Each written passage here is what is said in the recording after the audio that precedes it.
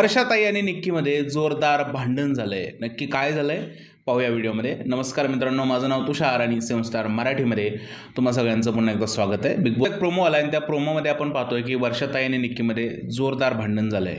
निक्कीने जे आहेत ते वर्षाताईंवरती आरोप लावलेले आहेत की वर्षाताई भाज्या ज्या आहेत त्या कचऱ्याच्या पेटीमध्ये टाकून देत आहेत. निक्कीचं असं म्हणणं आहे की लोकांना खायला अन्न मिळत नाहीये, पण वर्षाताई ज्या आहेत त्या जेवण कचऱ्याच्या पेटीत टाकत आहेत. वर्षाताई बोलत आहेत की हे जेवण मला असं वाटतं की खराब झालेले आहेत, भाज्या खराब झालेल्या आहेत म्हणून मी त्या कचरा पेटीत टाकल्या.